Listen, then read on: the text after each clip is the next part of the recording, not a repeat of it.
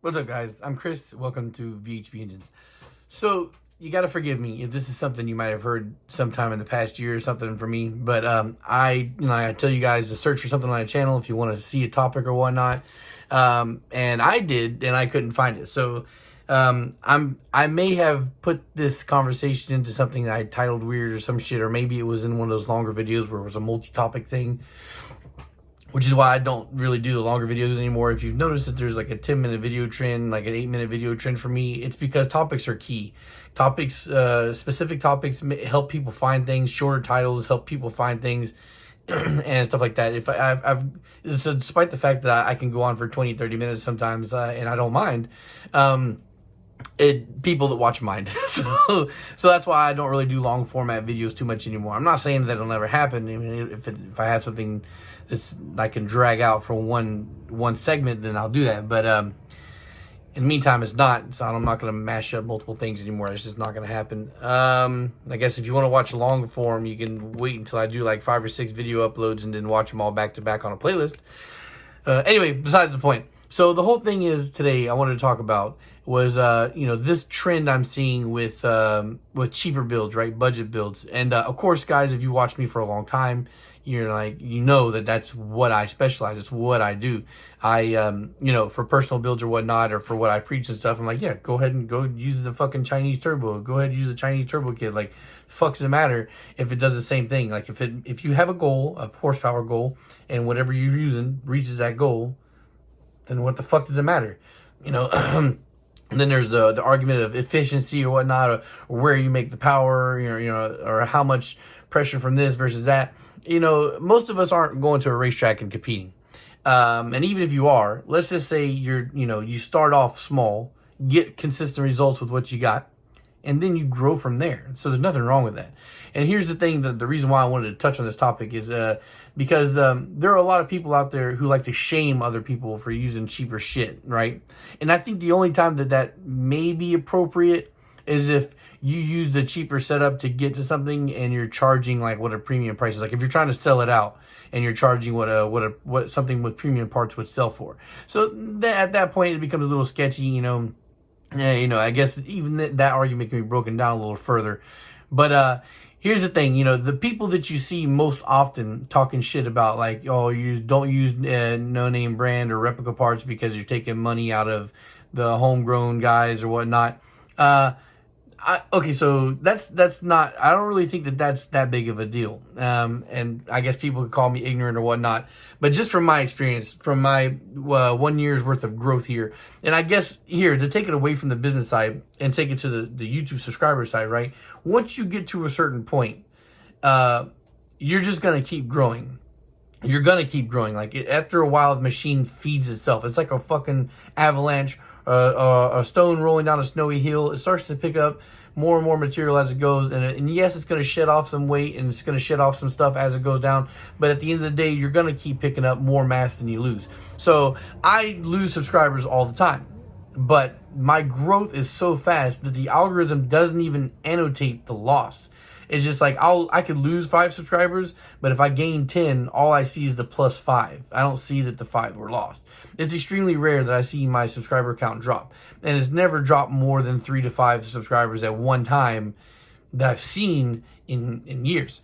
So once you get to a certain point, just because other people are going and getting product from other places doesn't mean that company, if it's good and made its spot for a reason, isn't going to keep making sales.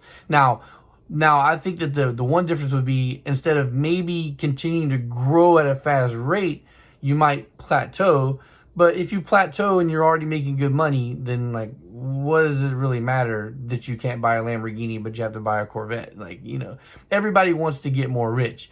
But don't fucking let somebody shame you into buying something that's $1,400 versus $200 because that's what you can afford, and somebody would insist that you should just save for a year to buy that one part. Now, if you're one of those kind of guys who, like, you care about the name brand shit and you have to get the top-notch stuff, then by all means, I'm not saying don't do it. I'm not saying you shouldn't do it. If that's what you want to do, that's what you want to do. But if you're a guy that wants to expedite your build, then buy the Chinese shit if you want to. I do it all the time. I don't really do it so much for my engine builds, but that's just because I want continuity across the board. Back when I first started building engines 5 or 6 years ago, um, yeah, 6 years ago, I think 2014. So back when I started building engines, I would scavenge parts. I would use bearings that were healthy bearings, and I would cherry pick, and I would buy this product or that product or whatever, and then I would specifically buy parts for people based on their budget, and like this time I'm gonna do for this build and then for that guy. But that takes a lot of time. So eventually, once the sponsorships came through and I started making connections with people in the industry, I was able to streamline my builds because I'm using from the same pool. Like everybody gets the same product now. There is no nitpicking here or there. You get a choice between King or ACL, but they're both around the same price and they're both around the same kind of reputability. So instead of going and getting like $20 generic bearings from God only knows where. And it's not so much because I've lost my confidence in the ability to use these other products in certain situations. It's just because now I can streamline the cost of all my shit. I'm not doing individual builds for anybody. If you want to come to me, you're going to get two routes. So again, like, what originally triggered me on this thing is because some of the people who will shame you for using cheap parts will brag when they make power on cheap parts. Like, you see, tuners is where my thing, where I started seeing it the most, where tuners would talk shit about like using a cheap product, but then when they tune something with a cheap product and they make good power, they brag about it. So I'm like, it's a little bit of a fucking hypocritical thing there, man. You can't fucking sit here and tell your people, tell your followers, bro, don't fucking use this because you're taking out this guy's mouth. But then when you tune a guy on an eBay setup and you make 800 horsepower, you're like, yeah, we made it on an eBay turbo, or we made it on an eBay build. And it's not just one tuner. This is multiple that I've seen. Like, I don't follow a lot of people on Instagram or whatnot, or Facebook page. I don't follow Facebook pages. I have to know you to follow you, or you got to be providing something to me that I find that's useful, because I don't want my timeline clogged up with a lot of shit. Instagram already does that with suggestions.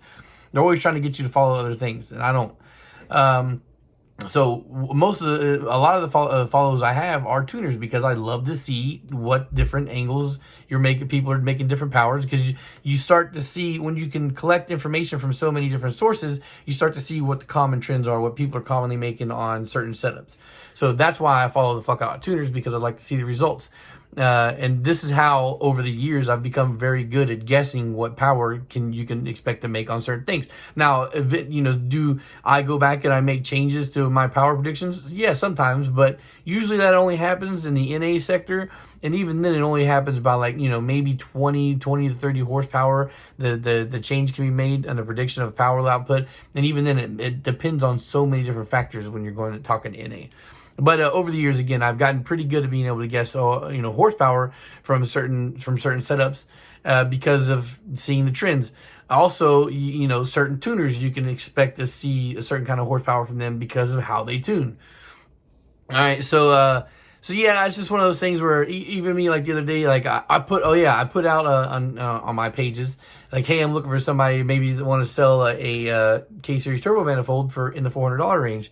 And somebody commented, why don't you support your local fabricator like you would want them to support you? So I'm like, okay, so you're suggesting that I go out and spend more money beyond my budget that I want to spend on somebody because they're local, as support for them, like I'd want support for me. But here's the funny thing, guys.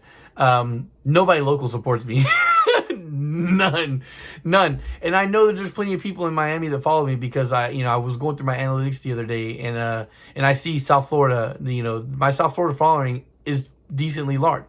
Now that's just from pulling from the VHP Engine's Facebook, that I see that a large percentage of the people who see my shit are from South Florida.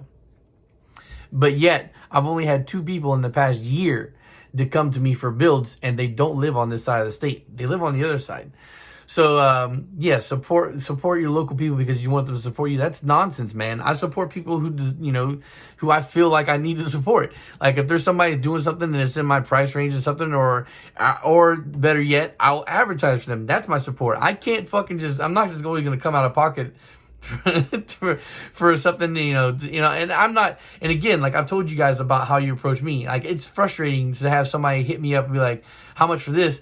and I tell them a price, I'm like, damn, that's just for the short block, so expensive. You know, it's aggravating, it's frustrating for me because I know the cost of the parts, I know the cost of or the time of the labor, all that shit that they're not thinking about.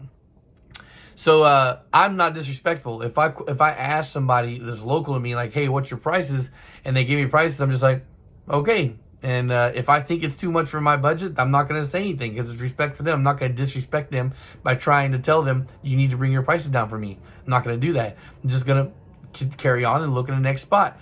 So I'm willing to spend around the $400 range for an exhaust manifold because that's the budget I have and I'm willing to spend. And I feel like I can find what I need in that range to make the power that I want.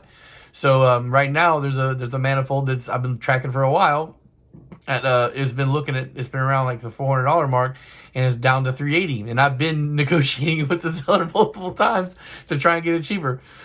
And I have that opportunity now, but I need to sell something. Like, you know, December for me is huge crunch time. You know, most people, they have the family holidays, you know, they have the Christmas holidays to worry about. I don't have just Christmas. My wife's birthday, or my daughter's birthday is December 8th. My wife's birthday is December 9th. Jesus' birthday is December 25th, and my son's birthday is December 27th. So all the gift-giving holidays are right now for me. And who's the one that usually suffers and doesn't get anything in that part of the year? Me.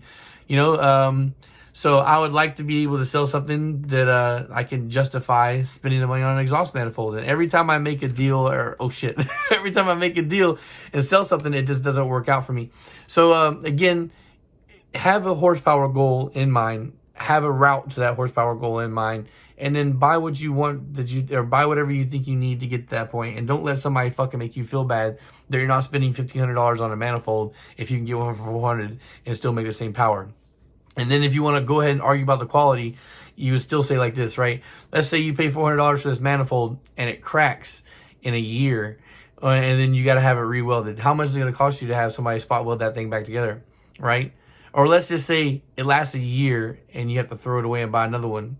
If you have to throw away and buy another one, that's only $800 you spent on two manifolds versus the potential 1,000 plus that you would have bought.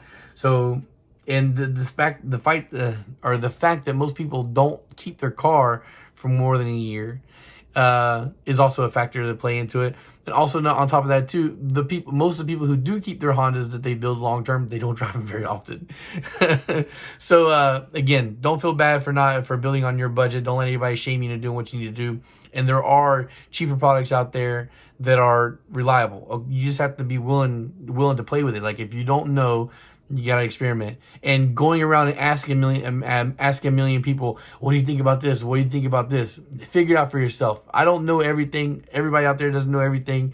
If you want to buy cheap, don't expect the best the best quality.